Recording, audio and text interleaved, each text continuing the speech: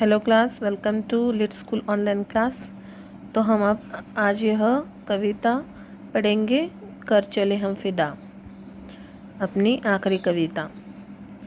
तो इस कविता के लेखक है कैफ़ी आज़मी।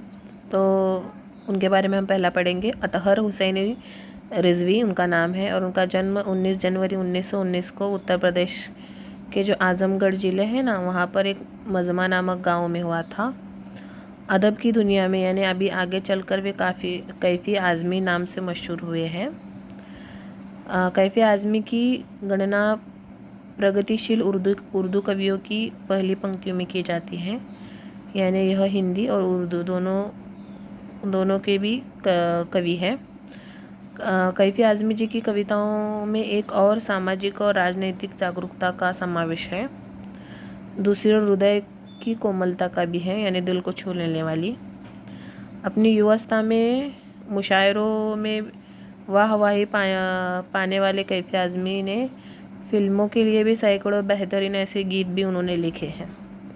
देखो, फिल्मों में गीतकार लिखने को जिसे कहते हैं वह भी उन्होंने लिखा है। 10 मई 2002 को इस दुनिया से रुखसत हुए। कैफ़ी के 5 कविता संग्रह है, झंकार, आखिरी शब, आवारा सजदे, सरमाया और फिल्मी गीतों का संग्रह मेरी आवाज़ सुनो प्रकाशित हुई। अपने रचना कर्म के लिए कैफ़ी को साहित्य अकादमी का पुरस्कार से भी सहित कई पुरस्कारों से नवाजा गया है। कैफ़ी कलाकारों के परिवार से थे। इनके तीनों बड़े भाई भी शायर थे। पत्नी शौकत आज़मी, बेटी शबाना आज़मी जो पिक्चरों में पाई जाती है, मशहूर अभिनेत्री है उनकी बेटी शबाना आज़मी। तो आगे देखेंगे, हम पढ़ेंगे पाठ प्रवेश में कि क्या दिया गया है।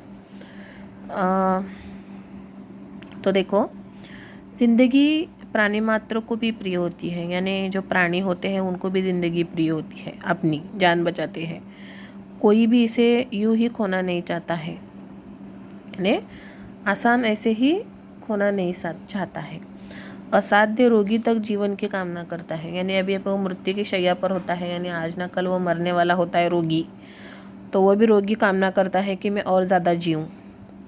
जीवन की रक्षा, सुरक्षा और उसे जिलाए रखने के लिए प्रकृति न केवल तमाम साधन ही उपलब्ध कराए हैं, बल्कि सभी जीव जंतु में उसे बनाए भी है और उसे बचाए रखने की भावना भी पिरोई गई है। इसलिए शांति प्रिय जीव भी अपने प्राणों की संकट आ जाने पर उसकी रक्षा हेतु मुकाबला करने लगते हैं। यानी कोई भी हो, इतनी चींटी भी हो, अगर उसकी जान पर आए तो वो हमें झट से काट लेती है, इतनी सी क्यों ना हो, इतने बड़े मनुष्य को। लेकिन इससे ठीक विपरीत होता है सैनिक का जीवन, जो अपने नहीं बल्कि जब औरों के जीवन पर उनके आज़ादी पर आ बनती है, तब मुकाबले के लिए अपना सीना तान कर खड़े हो जाते हैं, यह जानते हुए कि उसके मुकाबले में औरों के लिए अपनी ज़िंदगी और आज़ादी भले ही बची रहे, उसकी अपनी मौत की संभावना सबसे अधिक होती है। यानी प्रस्तुत पाठ का जो यह युद्ध पृष्ठभूमि, यानी यहाँ पर जो युद्ध का जो वर्णन दिया गया है, कौन सा युद्ध, जो चीन और भारत की पृष्ठभूमि है, जहाँ पर हिमालय का अपना पर्वत की जो सीमा होती है, वहाँ का जो प्रदेश होता है, आसपास का बर्फीला जो प्रदेश है, तो वहाँ पर वह युद्ध हुआ था। उस युद्ध का वर्णन इस कविता में किया गया है। और यह हकीकत जो फिल्म है, उस फिल्म में गाया हुआ यह गीत है के लिए गाया था। ऐसे ही सैनिक के हृदय की आवाज़ बयान करती है, जिन्हें अपने किए धरे पर नाज है। इसी के साथ इन्हें अपने देशवासियों से कुछ अपेक्षा भी है, चूँकि जिसने उन्हें अपेक्षा है वे देशवासी और कोई नहीं, हम है और ही हम हैं और आप ही है, यानी हम सब हैं। इसलिए आइए इसे पढ़कर अपने आप से पूछे कि हम इनकी अपेक्षा पूरी कर रहे हैं या नहीं।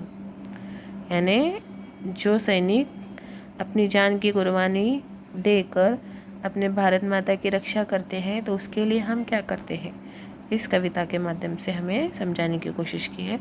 हम हर 15 अगस्त और 26 जनवरी को यह गीत गाते हैं, लेकिन इस गीत का मतलब हमें नहीं पता है सिर्फ अपने देश के लिए बनाए हैं, हमें अच्छा सुनने में अच्छा लगता है इसलिए हम सुनते हैं और गाते हैं, लेकिन इसका मतलब हमें पता नहीं। तो आज हम पढ़कर इसका अर्थ जानेंगे कि यहाँ पर क्या दिया गया है।